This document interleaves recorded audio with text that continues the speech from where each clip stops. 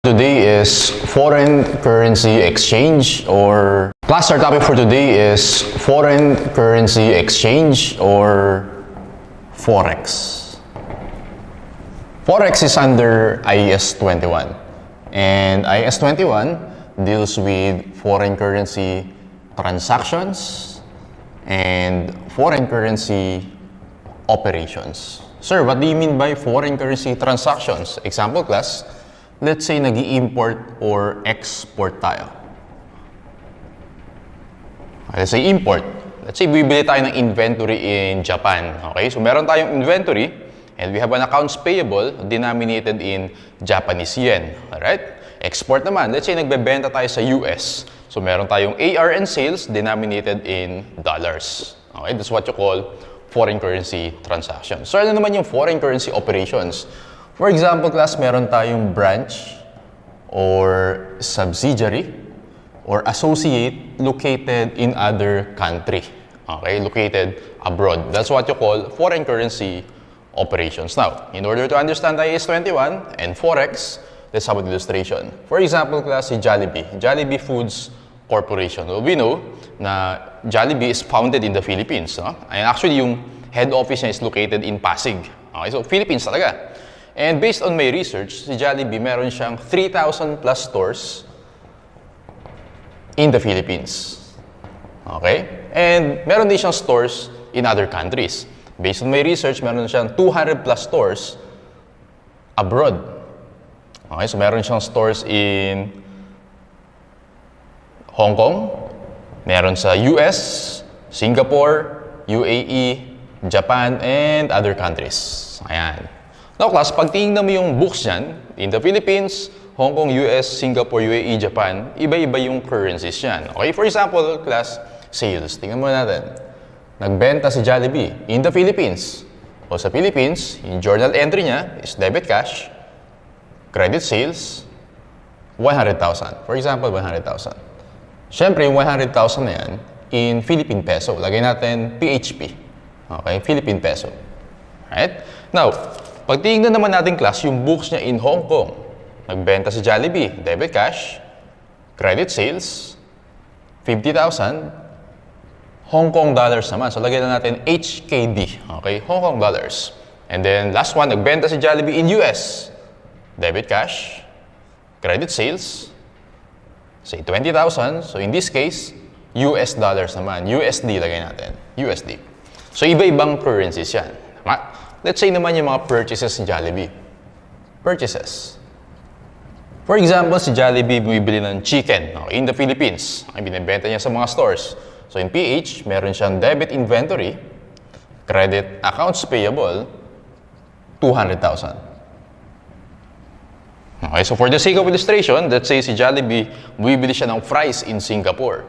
So Singapore, debit inventory, credit accounts payable, Singaporean dollars naman, 150,000. And let's say bumibili ng burger si Jollibee in Japan. Sa Japan, debit inventory, credit accounts payable, for example, 80,000. Yen naman yan. So yen, I think, parang Y and may ganun siya. Tama ba? Or dalawa. Basta something like that. Okay, 80,000 yen. So as you notice class, since si Jollibee, meron siyang operations, meron siyang transactions, not only in the Philippines, but also in other countries, yung books niyan denominated in different currencies. So yung sales, merong peso, may Hong Kong dollars, may USD, yung inventory and accounts payable, may peso, may Singaporean dollars, may yen, and so on and so forth. Now, at the end of the year, December 31, Jollibee Foods Corporation has to prepare financial statements. Okay? So yung issue na makikita mo dyan, class, hindi pwedeng meron kang cash na peso, tapos bigla yung AR mo, USD, yung inventory mo, bigla naging yen. Hindi pwede yun. Kasi one of the concepts in preparing financial statements is understandability. Okay? So dapat users of the financial statements, pag nakita nyo yung FS, madali niya maiintindihan. Okay? User-friendly, basically. Now, if iba-iba yung currency na ipepresent natin, well, nakakalito yun sa mga users. Okay? That's why we only have to use one currency in preparing the financial statements. Got it? And yung IAS 21 will be our guide to know kung paano natin gagawin yan. Okay, sa IAS 21. Now, we will resolve two issues. Number one. Issue number one is what exchange rates to use? And number two, how to report gains or losses from foreign currency, from Forex. Okay, ulit natin. Ito yung accounting issues na try natin i-resolve. Number one, what exchange rates to use, okay, para makapag-prepare tayo ng FS in one currency. And number two, how to report the gains or losses from foreign currency exchanges. Okay, kasi di ba yung Forex, alam naman natin yan, everyday nag-iiba yan. Okay, yung dollar ngayon, let's say 51 pesos is to $1. Tomorrow, mag-iiba na naman yan. Okay, siguro may mga slight change, pero in short, everyday nag-iiba-iba yan. Okay, so kaya very important, malaman natin anong rates yung gagamitin natin. And syempre, in accounting, paano natin i-report yung gains or losses. Got it? Now, to resolve this, kailangan natin class maintindihan muna yung different types of currencies. So, types of currencies for accounting purposes. Currencies. Okay, we have three types of currencies. Number one, we have what you call functional currency. Number two, foreign currency. And number three is presentation currency. Very important also, listen very carefully. Functional currency, as defined in IAS 21, sulat nyo muna to class, this is the currency of ito yung keywords, primary economic environment, okay, in which the entity operates. Sulat ko na rin, in which the entity operates. Okay? So, yung keyword dyan, class, so yung keywords, primary economic environment. Okay? Functional currency is very important. Explain ko later kung bakit. So, when you say primary economic environment, ibig sabihin, class, iyan yung dominant currency. Okay? Ano yung madalas na currency na ginagamit ng entity? So, yung illustration natin, si Jollibee, well, si Jollibee, yung mostly, yung stores niya, 3,000 out of 3,200, okay, nasa Philippines. And since si Jollibee, headquartered din siya in the Philippines, so pwede natin sabihin na sa illustration natin, si Jollibee, yung functional currency niya, yung dominant currency niya is the Philippine peso. Does that make sense? Okay? Now, that's the functional currency. Sir, ano naman yung foreign currency? Actually, opposite definition lang yan. Residual definition yan. Foreign currency is currency other than functional currency. Okay? Functional currency. So, foreign currency is currency other than functional currency. So, in our illustration, so ibig sabihin, yung peso, iyan yung functional currency. Yung hindi peso, iyan yung foreign currency. So, sa illustration natin, meron tayong Hong Kong dollars. Ano pa? Meron tayong USD. We have SGD. And we have Japanese yen. JPY na lang, Japanese yen. So far, so good? Okay. Now, ito important to, yung presentation currency. Presentation currency is the currency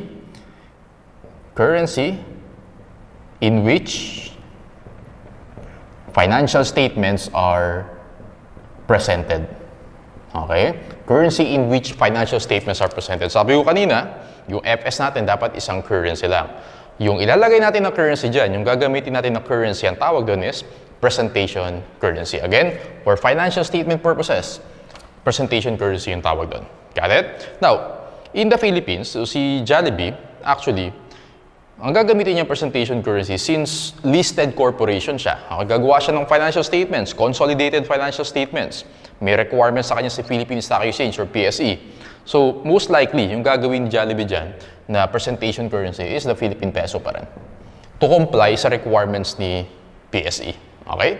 Pero what if, class, si Jollibee meron siyang potential investor sa US. Okay? Sa US. So isipin mo so sa US yung investors, ano kaya yung gagamiting currency ni Jollibee pag pe-present niya yung financial statements? Malamang USD. Okay? Does that make sense? So pwedeng USD. Or for example naman, class, meron siyang potential investor na nasa Singapore. Siyempre, para maintindihan ng yung Singaporean investor, yung FS, dapat denominated yon in Singaporean dollars. Okay? So in short, class, yung presentation currency, nasa option niya ni company, ni entity natin, okay, kung ano yung gagamitin niya.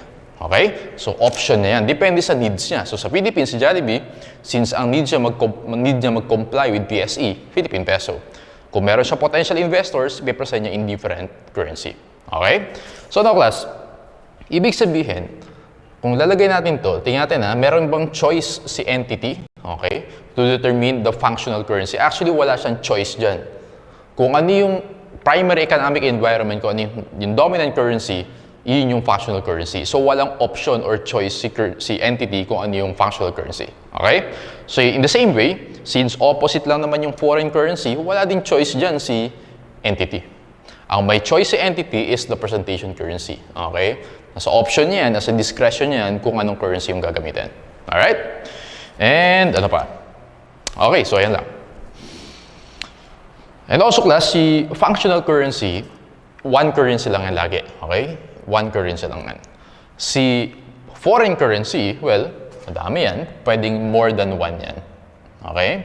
Si presentation currency, marami din, more than one yan. Okay, so far so good? Alright. So, yun muna yung concepts. Now, if gagawa tayo ng timeline, okay class, so let's say this is January 1. This is December 31.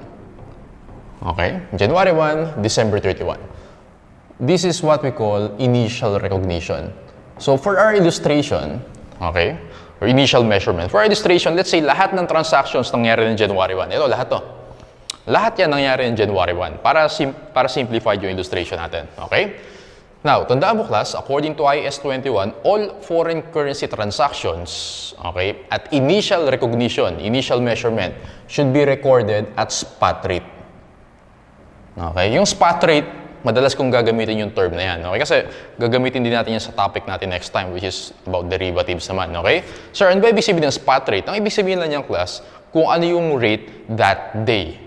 Okay? So, January 1, kung ano yung rate ng araw na yun, spot rate yun. Okay? For example, ako, today, nagbenta ako. Sir, ano yung spot rate nun? Titingin lang ako kung ano yung exchange rate niya. For example, sa dollars, 50 pesos, $1, yun yung spot rate. Okay? So, rate today, or rate that day, or the historical rate, ang tawag natin doon is the spot rate. Got it? So, isipin mo lang yung spot rate is the foreign exchange that day. Okay, ganun siya. Now, okay na tayo dyan. So, lahat ng transactions natin, initially, should be recorded at spot rate. Dito, class, magkakaroon ng issue yan. Okay? Every December 31. Ang tawag natin dyan, subsequent measurement. Okay? Listen very carefully. Ito yung pinaka-important sa lesson natin. So, December 31, class, titignan natin kung anong currency yung i-convert natin. Alright? Dalawa lang yung pwedeng scenarios dyan. It's either we convert foreign currency to functional currency, alright? Or we convert functional currency to presentation currency. Okay? So again, two scenarios. Foreign to functional or functional to presentation. Now, actually may term na ginagamit dyan. Pag sinabing foreign to functional, yung term na ginagamit dito class is remeasurement. Okay? So take note. Pag naman sinabing functional to presentation, yung term na ginagamit here is translation. Okay? So again, pag sinabi kong remeasurement, foreign to functional yon. Pag sinabi kong translation, functional to presentation yon. Alright? Now, unahin muna natin yung foreign to functional. Actually class, ang gagamitin mong method dito is what we call temporal method. Okay, so FYI lang yung mga technicalities, yung mga terms na ginagamit. So, temporal method. Pag functional to currency, ang method naman na ginagamit dito, class, is what we call the closing or current rate method. Okay? So, unahin muna natin, class, yung temporal method. Isa-summarize natin yan. Ito lang yung mga kailangan mo tandaan, class, sa temporal method. Again, what is temporal method? Ito yung method natin in converting foreign to functional currency. Okay? Ito lang, tatandaan mo. Tingnan mo muna kung balance sheet or income statement item yung kino-convert natin. Alright? Pag balance sheet item, okay, tignan mo if monetary, nagdadagan ko ng space. Okay, medyo bitin. So, ngayon. So again, tignan mo muna class kung anong klaseng item yung kino-convert natin. Pwedeng balance sheet or income statement item. Okay? Pag balance sheet item class, tignan mo if monetary or non-monetary. Okay? Monetary or non-monetary. If monetary item siya, ang gagamitin natin na rate is the closing rate. Closing rate, pag sinabing closing, ano ba yung closing? Ibig sabihin, end of the year yun. Ibig sabihin, December 31 rate. Okay? Ngayon class, pag non-monetary, depende kung paano mo siya mini-measure. Kasi merong mga non-monetary items na measured at historical cost or measured at fair value. Okay? Pag historical cost, yung gagamitin natin dito class is the date of transaction. For example, class, PPE. Okay, PPE. Let's say bumili tayo March 1. Okay? Denominated siya in USD. Tama? Now, sa December 31, ang gagamitin natin is kung ano yung exchange rate nung March 1. Ang tawag natin doon, date of transaction. Got it? Ngayon naman, class, pag naman measured at fair value, ano ba yung mga historical cost? For example, inventory, ano pa? PPE, okay, intangible assets, and so on and so forth. Measured at historical cost yan. For example naman, class, fair value. Ang gagamitin naman natin na rate is the rate at the date when fair value is determined. Okay? And usually naman, class, nagpe-fair value tayo every December 31. Okay? So, ano ba examples ng mga items na measured at fair value? For example, class, yung mga at na non-monetary. For example, class, yung PPE or yung investment property at using fair value method. Ayan, yun ang example natin. Yung investment property, using fair value method, ang gagamitin natin dyan is December 31. Kasi yung investment property, di ba, every end of the year tayo nag-fair value. Okay? So, class, sulat mo muna. So, alam ko medyo nakakalito pa so far, pero i-apply natin lahat yan. Okay? Now, if income statement items naman, tandaan mo to, merong hierarchy ang class, no? May hierarchy tayo. Number 1 is the date of transaction. Kung kailan nangyari yung transaction, yun yung first. And then number 2 naman, class, is average rate. Alright? Average rate. So for example, ano ba yung income statement item? For example, class, sales, no? Kung kaya mo malaman kung kailan nangyari yung sales, yun yung gamitin mong rate. Pag hindi mo alam, pwede ka mag-average. Average for the year. Okay? Ito yung for practicality purposes, pwedeng average yung gamitin natin. Kasi class, imagine si Jollibee, nagbebenta siya, di ba? Ang dami-dami binibenta niyan. Everyday, iba-iba yung sales niyan sa customers. Tama? Ang hirap i-track ng bawat sale kung ano yung exchange rate. Tama? So for practicality purposes, pwede natin gamitin yung average rate. Alright? Sige. Sir, ano ba ibig sabihin ng monetary and non-monetary? Actually, class, merong binigyan na guidelines yung IAS 21. So, ito siya. Sulat ko muna. Monetary versus non-monetary. Ito siya, ha? Ito yung question dyan, eh. Is there a fixed or is there a right? Sorry. Is there a right? Okay, so again, monetary versus non-monetary. Is there a right or obligation, okay, to deliver fixed or determinate amount of currency? Ayan yung question. Okay? Now, again, is there a right or obligation? So, right, sabihin, pwedeng receivable. Okay, obligation, sabihin, pwedeng payable. So, yung keyword dito, class, is to deliver fixed. Okay, yun yung question. Now, if ang sagot natin dyan is yes, monetary yan. Monetary item yan. Okay? If ang sagot mo is no, non-monetary item yan. Okay? Sir, ano yung mga examples mo of monetary items? So, meron kang cash, alright? Meron kang accounts receivable, accounts payable, investment in debt securities. Okay? Debt securities. Kasi class, yung cash, AR, AP, debt securities, fixed yan. Okay? Fixed amount yan. Ngayon, yung debt securities, tama ba class, nare-receive tayo ng interest income dyan? Eh? Tama? Interest is usually fixed rate yan. Kaya magka-qualify siya as monetary item. Ano naman yung non-monetary item? Kung fixed for monetary, variable naman for non-monetary. Okay? Opposite naman siya. So for example, mga non-monetary items, inventory, okay, PPE, prepayments, ano pa, intangible assets, and investment in equity securities naman. Kasi class, yung mga equity securities, di ba, makaka-receive tayo ng dividends yan. Tama? Dividends, hindi natin alam kung, hindi siya fixed every year. Depende yan kung how much yung i-declare ng company.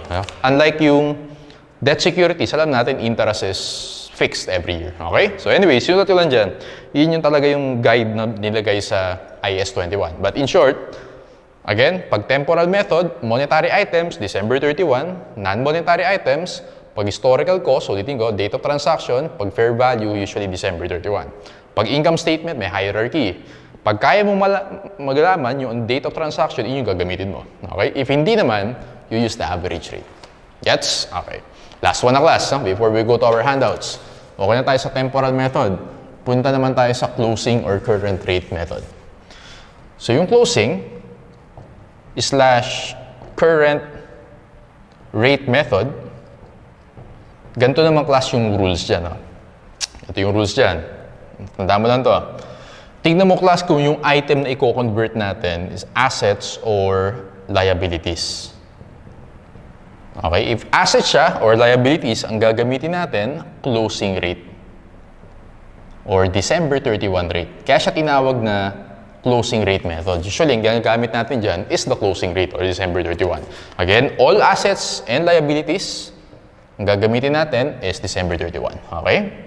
Lahat naman ng equity, CS, APIC, date of transaction. Okay? Date of transaction. So later, apply natin yan. Ano pa? Retained earnings. Retained earnings naman, class, depende yan. May mga components kasi yung retained earnings, tama? Meron kang net income and meron kang dividends. Okay? Yung net income, tandaan mo, average rate yung gagamitin natin dyan. Yung dividends naman, date of transaction. Or kung kailan dineclare yung dividends. Okay? Sulat mo muna for now. I-apply natin yan mamaya. Okay? And then, yun yung balance sheet items. Tama? So, balance sheet items yan. Ngayon, lahat ng income statement items, tandaan mo, for practicality purposes, average rate yung gagamitin natin. Alright. So, ayan, sinamarize ko na. So, again, dalawa yung issues na yung solve natin. Ano yung exchange rates na gagamitin? Ayan, isa-isa ko na yan. Ito yung mga guidelines natin. Depende kung ano yung objective mo. Okay? Are you going to convert foreign to functional? Pag foreign to functional, ito yung rules natin. Or functional to presentation. Pag functional to presentation, ito naman siya. Okay? So, solve na to. How to report gains or losses from Forex? Kapag foreign to functional, tandaan mo class, lahat ng changes in Forex, lahat ng gains or losses, ipepresent natin in the P&L. Okay? Income statement, profit or loss. Okay? Dito naman sa translation, sa functional to presentation, lahat ng changes in Forex, okay? Lahat ng gains or losses, ipepresent natin in other comprehensive income. So, P&L, OCI. Okay? So, ayan. Yan lang kailangan mo tandaan for in IAS 21. So, yeah. So, para ma-appreciate nyo yung class, let's go to our handouts. So, niretain ko yung nasa right side ng board natin kasi ito yung mga rules na ipopollow natin. So, all throughout our discussion, for the rest of our lecture for Forex, hindi ko i-erase to. Okay? Para makapag-refer tayo dito. Sige, class. Let's go to problem number 1. Sige. So, problem number 1. Sa una lang nakakalito yung class, magpa-practice tayo. So let's read the given. Dayan Limited is a British subsidiary of a Philippine company. The Philippine company's functional currency is the peso. So underline mo yung peso, yun yung functional currency. Again, what is functional currency? That is the currency in the primary economic environment or yung dominant currency. The following exchange rates were in effect during 2021.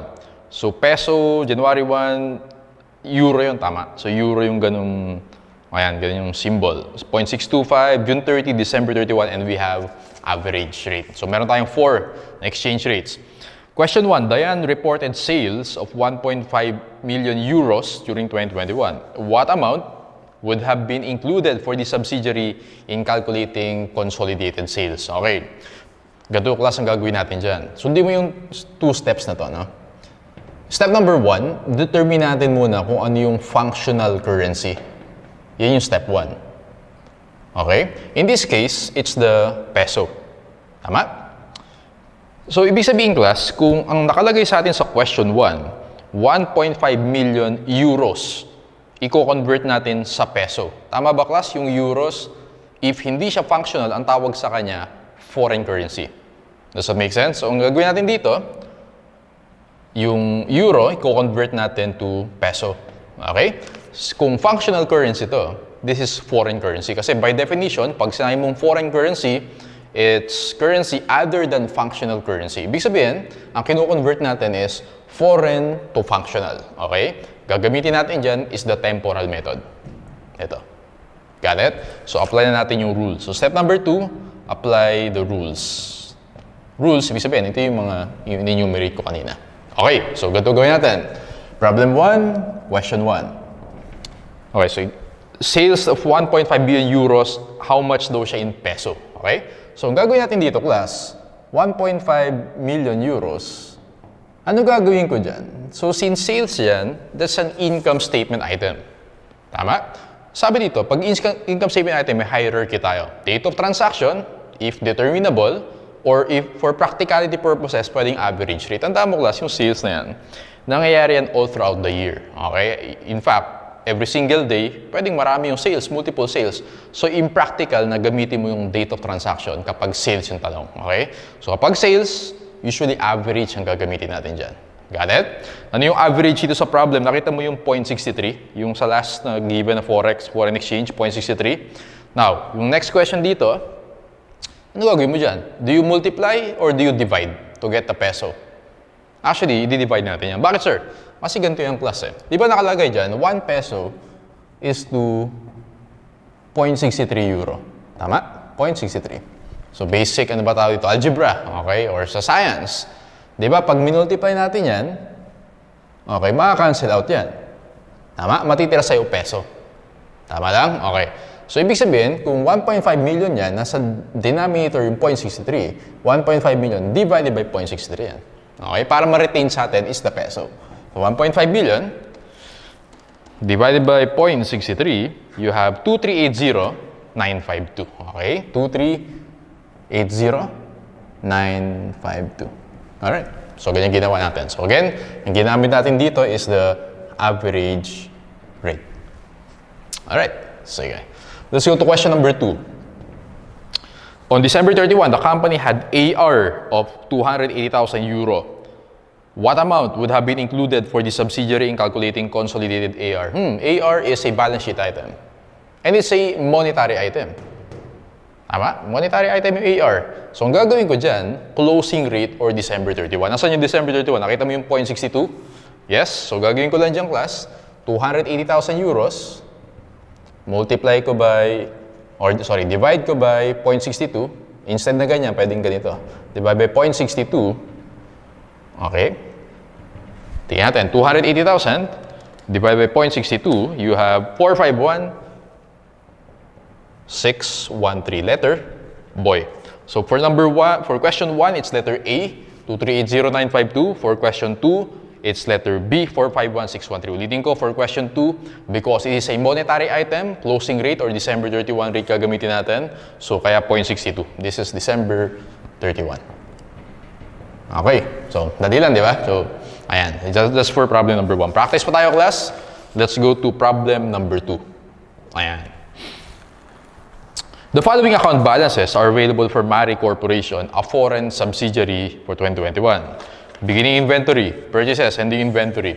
So, meron tayong euros, no? Euros. Relevant exchange rates are as follows. Fourth quarter average 2020. Okay? December 31, 2020, average 2021, fourth quarter average 2021, and December 31, 2021. So, 2 years yung given sa atin. Meron tayong 2020 and 2021. Okay? Question number 1, compute the cost of goods sold for 2021 using the temporal method. Sir, ano ba yung temporal method ulit? Ito. Okay, ito yun. And then question number 2, cost of goods sold using the current rate method. Current rate method, or ang ibang tawag dun is the closing rate method, ito naman yan.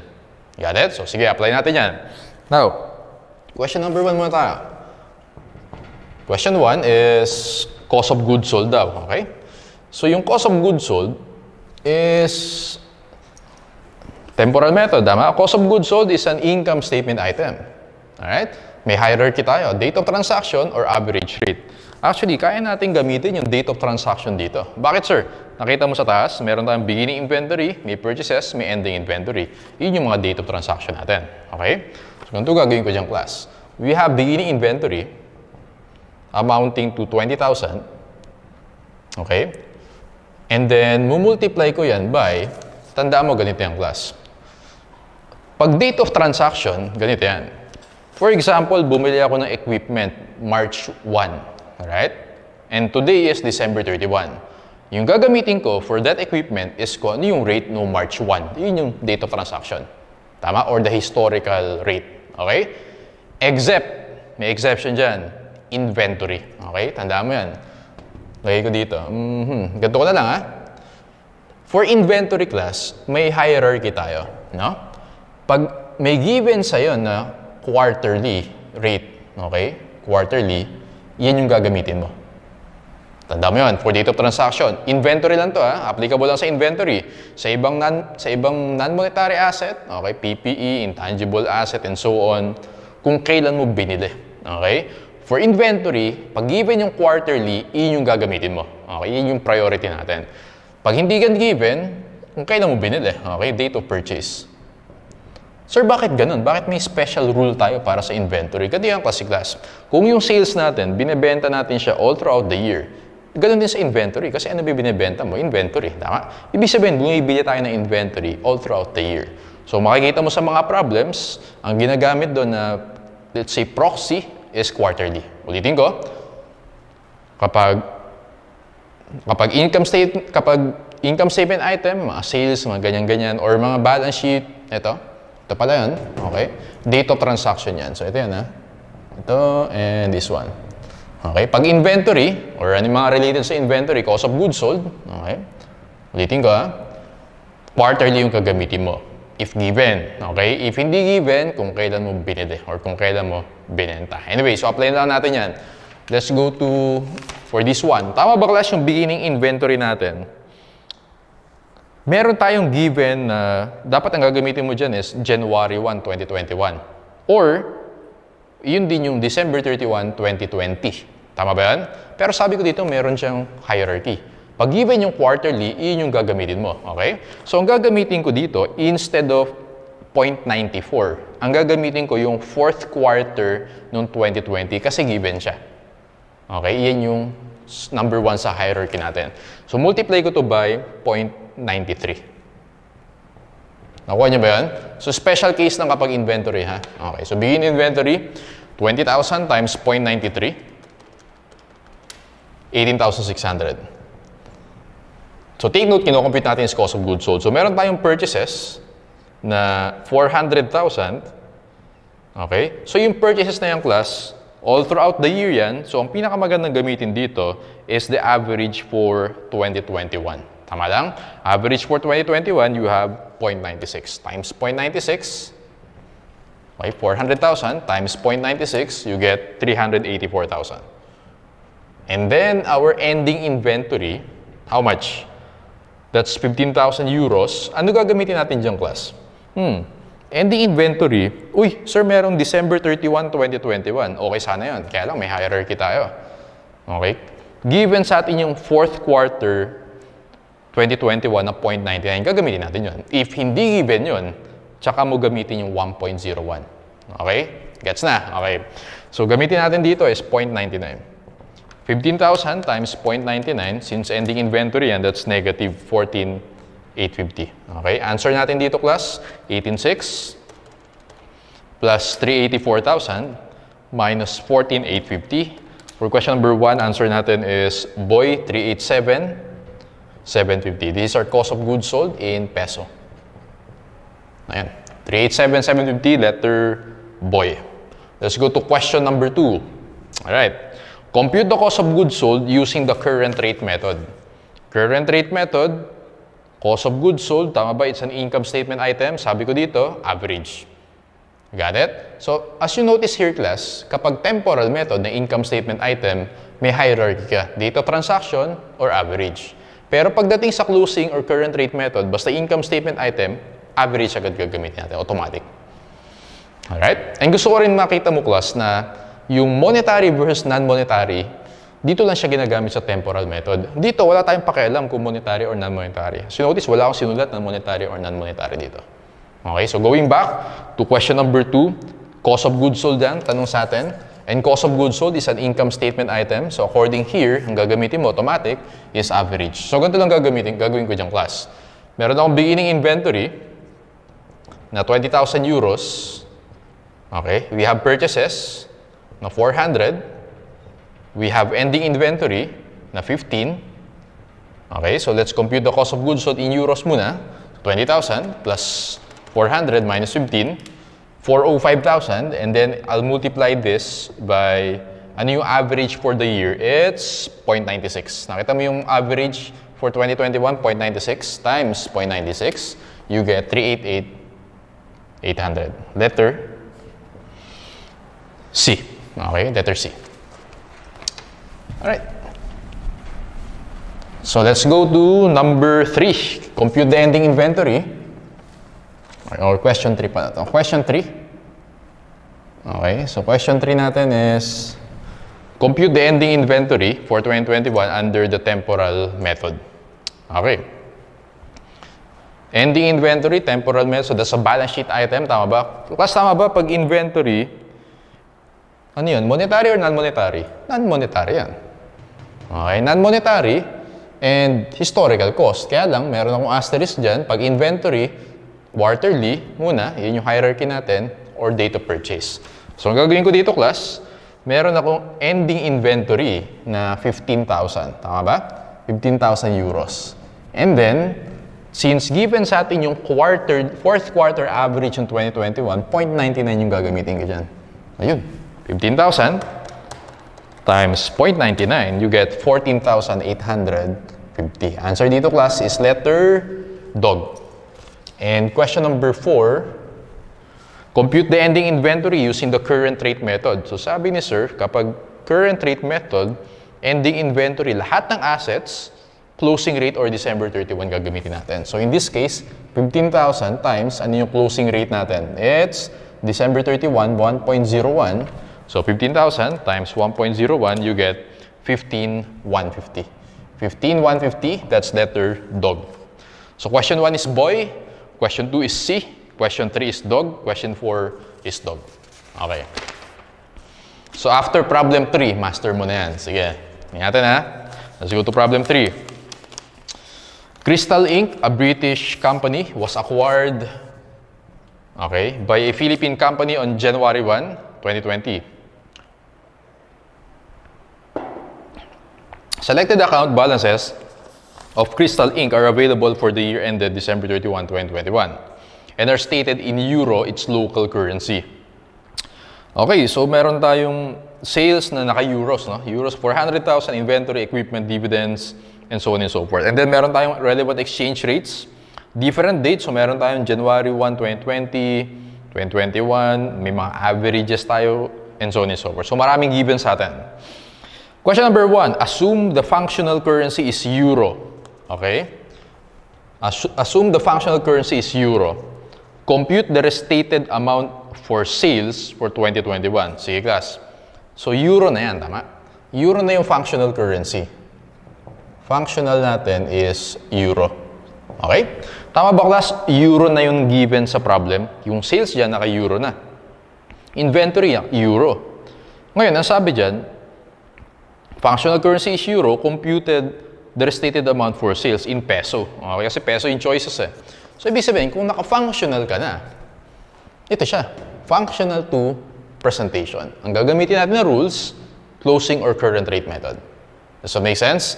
So, in this case, yung sales yung hinahanap sa atin, okay, sales is an income statement item. Okay?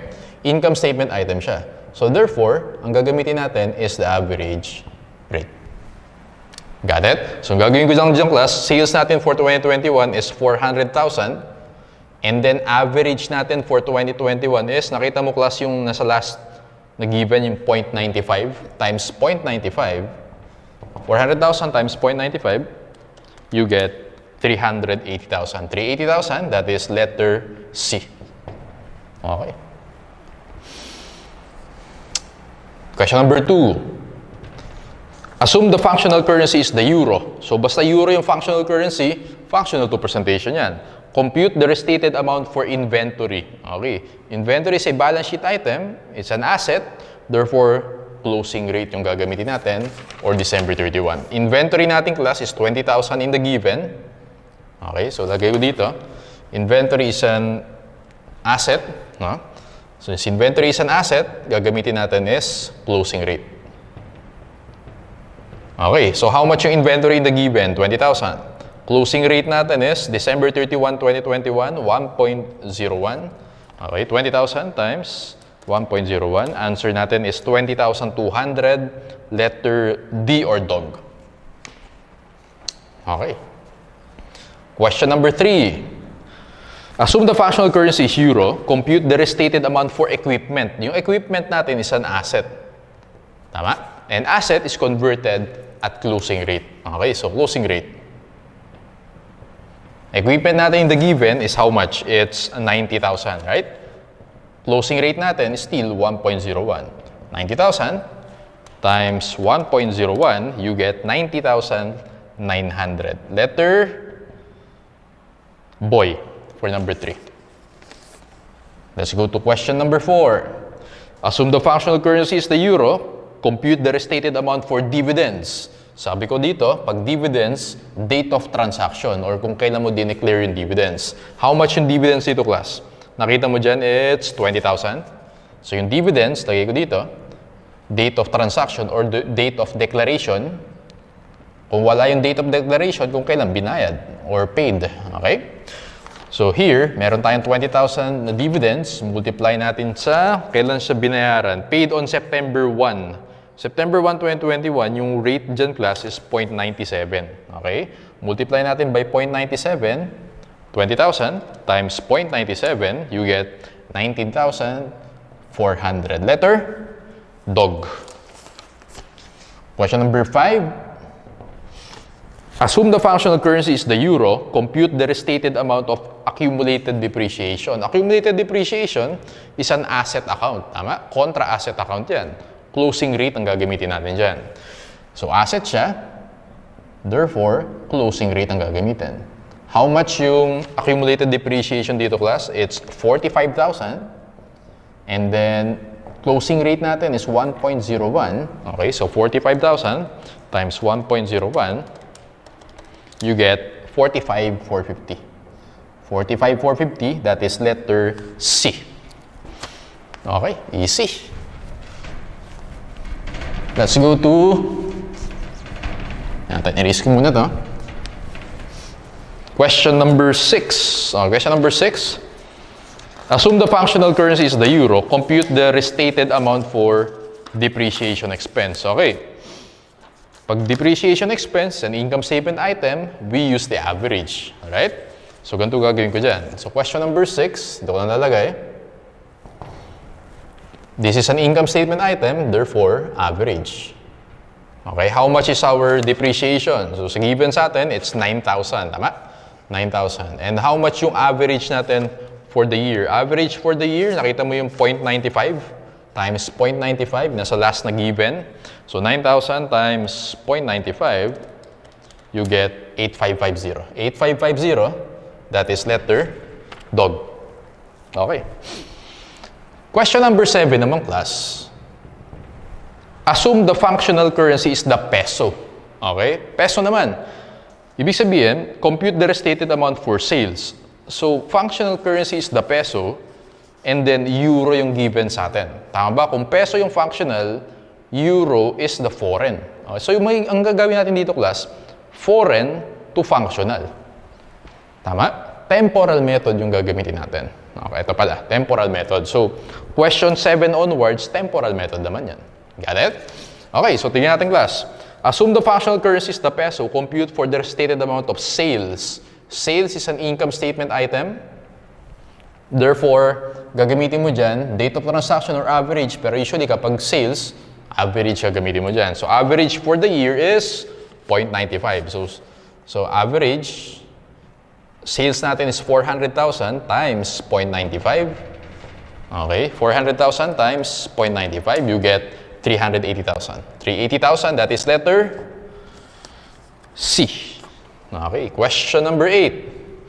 Assume the functional currency is the peso. Compute for the restated amount for inventory. Inventory, it's a balance sheet item na non-monetary. Okay, gagawin ko dyan is quarterly yung priority natin. If wala, date of purchase. Tingnan natin. So, yung ending inventory natin, okay, so this is a non-monetary item. Okay, non-monetary. May hierarchy tayo. Tingnan natin kung given class yung average ng fourth quarter. Yes, given. Nakita mo yung 0.98, fourth quarter average 2021. So, times 0.98. So, this is, lagay natin yung average na quarterly. Quarter.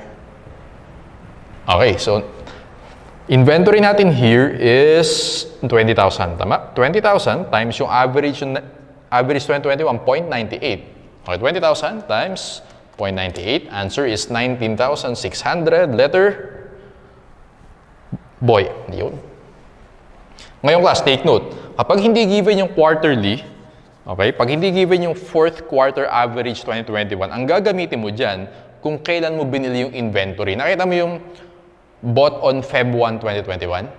Yun yung gagamitin mo pag hindi given yung fourth quarter 2021. Take note of that. Ito siya. Date of purchase. Okay? Let's go to question number 9. Okay, assume the functional currency is the peso. Compute for the restated amount for equipment. Okay, yung equipment natin, it's a balance sheet item na non-monetary kung kailan natin binili. Date of transaction. Okay, so non-monetary, date of transaction. Let's see. Question number 9, yung equipment natin is 90,000. Kailan natin binili yan? It's bought siya on January 1, 2020. Ano class yung rate natin on January 1, 2020? Nakita mo yung 0.91 times 0.91. 90,000 times 0.91, you get 81,900. Okay, letter A. Okay, question number 10. Ilan ba to? Question number, hanggang 12 lang yata. Question number 10. Assume the functional currency is the peso. Compute the restated amount for dividends. So dito class, actually for dividends, kahit anong method yan, date of transaction. It can be date of declaration or date of payment. Okay? So this is dividends, date of declaration or payment. Okay, so how much yan? Dividends natin in the problem, it's 20,000. Multiply natin sa September 1, 2021 rate of 0.97. Answer here is, so 20,000 times 0.97, 19,400. 19,400 is letter dog. Okay, malapit na class. Question number 11. Assume the functional currency is the peso. Compute for the restated amount for accumulated depreciation. Accumulated depreciation is non-monetary.